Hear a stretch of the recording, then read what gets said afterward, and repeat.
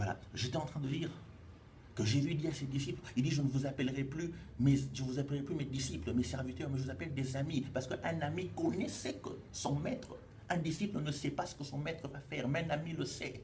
Maintenant, vous êtes mes amis, je peux vous ouvrir mon cœur, je peux vous dire des choses cachées, je peux vous faire entrer dans les profondeurs de ma personne. Es-tu un prophète? Si tu ne le savais pas, je viens de te dire que tu es un prophète.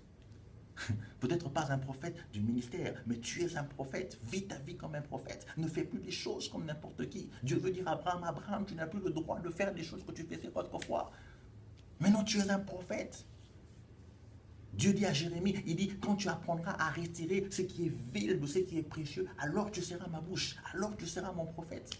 Quand tu arrives, quand tu sauras séparer ce qui est vil de ce qui est précieux. Mais je ne comprends pas, tu es chrétien, ça fait combien d'années, mais comment tu continues à vivre dans le péché? Tu devrais en avoir honte. Voilà pourquoi ta vie est encore dans l'étape d'Abraham. Tu marches avec Dieu, mais tu es dans l'étape d'Abraham. Les promesses de Dieu semblent tarder, semblent ne pas s'accomplir dans ta vie parce que tu es encore dans le temps d'Abraham. Tu essaies encore par tes propres forces, tu essaies encore par tes propres stratégies et tu donnes naissance à des Ismaël. Mais arrête, passe dans une nouvelle dimension, comprends que tu es une nouvelle créature, comprends qu'en Dieu tu n'es plus Abraham, tu n'es plus Abraham, mais tu es maintenant Abraham et tu es prophète de Dieu, tu ne peux plus faire ces choses. Vous savez, en lisant ce passage du chapitre 20 et le chapitre 12, vous remarquerez que la première fois, Dieu permet qu'on touche à Sarah. Et oui, on a touché à Sarai. La Bible ne le dit pas explicitement, mais on a touché à Sarai. Parce que si vous lisez le chapitre 12 de Genèse, vous verrez qu'Abraham séjourne longtemps en Égypte. Dieu a même le temps de frapper Pharaon et ses femmes. Dieu frappe les femmes de Pharaon de stérilité. Comment se sont-on rendus compte que ces femmes étaient stériles? Ça ne s'est pas passé en une nuit. Il y a eu un temps qui s'est passé. Abraham a séjourné longtemps en Égypte. Un temps s'est passé. Dieu a commencé à frapper Pharaon.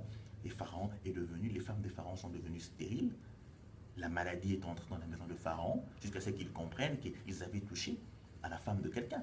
Donc, entre-temps, il est probable que Pharaon soit passé par là. Mais quand Dieu change de nom à Abraham, il ne permet pas qu'on touche, on ne peut plus faire du mal à Abraham.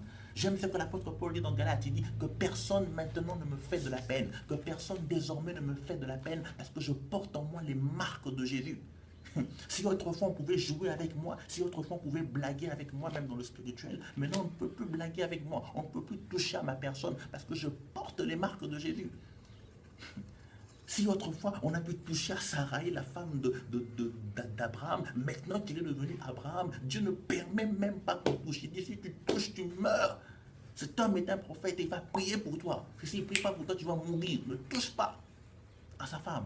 Touche pas à sa femme. Je ne permettrai plus qu'on touche à quelque chose qui appartient à Abraham, mon prophète. Alors je t'emmène simplement à chercher l'intimité avec l'Esprit. Tu ne peux pas vivre dans ce temps-ci dans lequel nous vivons et ne pas avoir ce privilège d'être prophète, de ne pas avoir ce privilège de vivre sous l'onction prophétique, sous l'esprit prophétique qui remplit les nations, que Jésus a répandu, que le Saint-Esprit est en train d'agir au travers des gens. Et toi, tu vis au-delà parce que tu vis encore dans le péché. Mais quand tu entres dans cette dimension, quand tu comprends que tu es prophète, que tu es la bouche de Dieu, que tu es le représentant de Dieu sur la terre, tu ne vis plus n'importe comment et Dieu ne permet plus qu'on puisse toucher à ce qui est à toi. L'apôtre Paul dit qu'on ne me fasse plus de la peine parce que je porte les marques de Jésus en moi. Si autrefois on m'a touché, si autrefois on m'a frappé, si autrefois les sorciers pouvaient décider sur ma vie, pouvaient décider sur mon sort, plus maintenant. Plus maintenant. Parce que je porte les marques de Jésus. Les marques de Jésus sont sur moi. Les marques de Jésus sont-ils sur toi? As-tu les marques de Jésus sur toi? Paul dit on ne peut plus. Abraham avait maintenant les marques de l'alliance dans son corps. Il n'entendait plus seulement Dieu, mais il portait maintenant dans son corps la marque de l'alliance, la circoncision. Quand Dieu change de nom à Abraham, il dit circoncis-toi Abraham. Voici maintenant le signe de l'alliance que je mets entre toi et moi. Tu circonciras tout mal le 8e jour. Tu entres dans une alliance avec moi. Je fais une alliance avec toi, Abraham, dans ton corps. Abraham portait dans son corps les marques de Jésus. Il portait dans son corps les marques qu'il appartenait à Dieu. C'est comme toi et moi, nous portons le Saint-Esprit. La Bible ne savez pas que votre corps est le temple du Saint-Esprit. Votre corps, ce corps devient le temple du Saint-Esprit. Le Saint-Esprit entre en nous et la Bible dit que le Saint-Esprit est le sceau de notre rédemption, le gage de notre rédemption. La chose qui prouve que toi et moi serons sauvés, la chose qui prouve que toi et moi serons enlevés au son de la trompette. C'est le Saint-Esprit qui habite en nous. Tu portes les marques de Jésus, mais comment est-ce que tu vis avec les marques de Jésus que tu portes? Abraham le prophète. Abraham est un prophète de Dieu. Il entre dans le secret de Dieu. Genèse chapitre 18. Vous voyez que Abraham commence à intercéder. Abraham commence à jouer un ministère d'intercession. Il intercède pour toute une nation. Il intercède pour tout un peuple.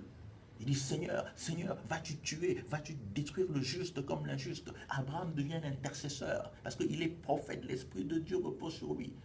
Quand Dieu te révèle des secrets, c'est pour que tu puisses prier. Quand tu es prophète, quand Dieu te révèle les secrets des gens, c'est pas pour que tu puisses en faire quelque chose, une monnaie d'échange. C'est pas pour te rendre star. Mais tout prophète, celui qui a l'esprit de prophétie, surtout ceux qui sont appelés au ministère prophétique, c'est pour prier. Quand Dieu te donne des messages sur la vie des gens, quand Dieu te montre des choses sur les gens, c'est pour que tu puisses intercéder, pour que tu puisses prier. Un prophète est un intercesseur parce qu'il voit les choses au loin, il voit les malheurs qui viennent, il voit les problèmes qui viennent, il voit les choses qui sont en train de venir et il intercède. Tu es un prophète dans ta famille. Tu es un prophète dans ta nation.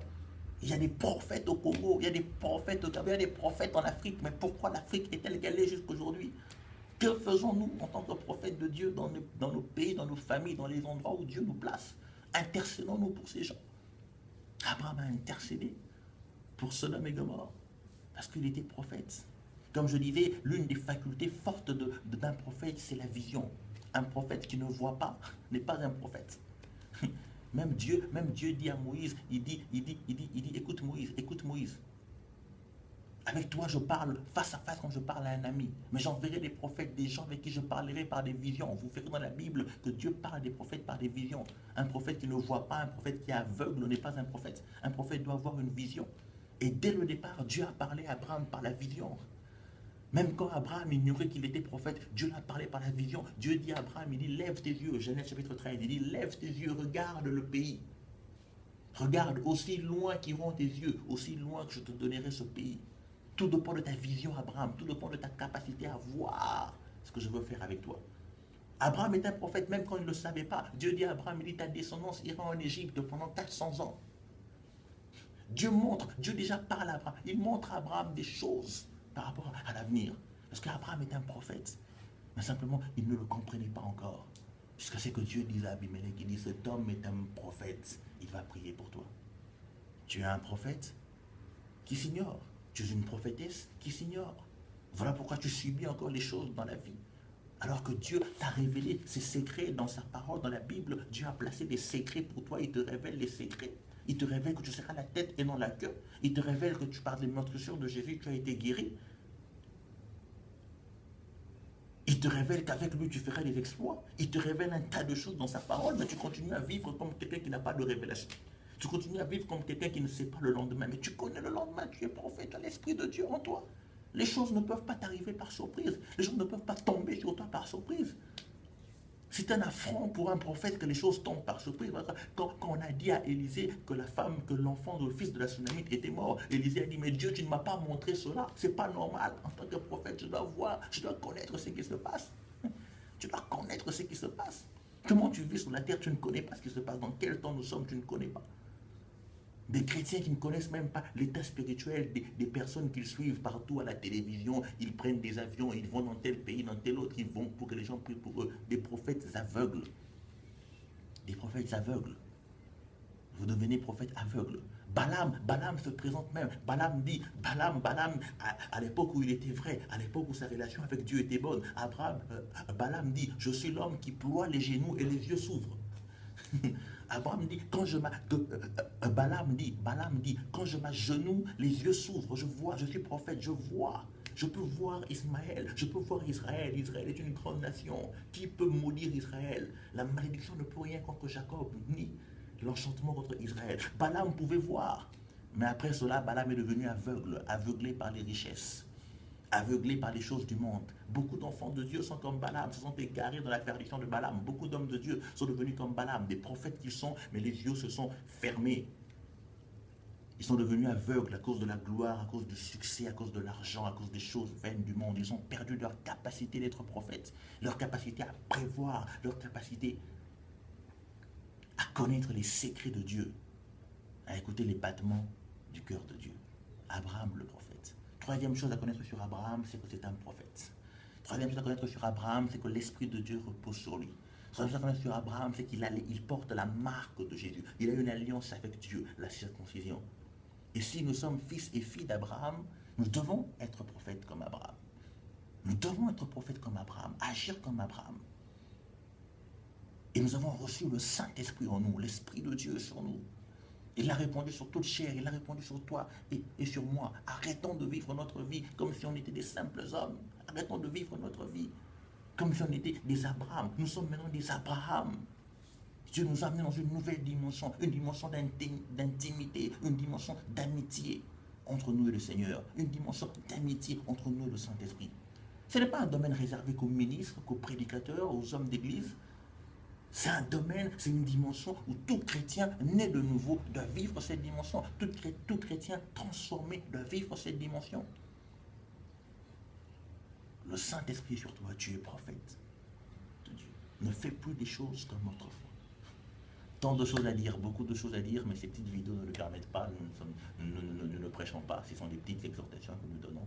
Peut-être qu'un jour le Seigneur nous permettra de pouvoir faire un séminaire sur ces choses. Et là, nous irons un peu plus en détail. Là, nous allons vraiment entrer, parler de la vision d'Abraham, ce qu'Abraham veut, et de toute autre chose. Nous parlerons de beaucoup de choses quand le moment sera venu d'en parler dans une conférence où le Seigneur nous permettra de faire.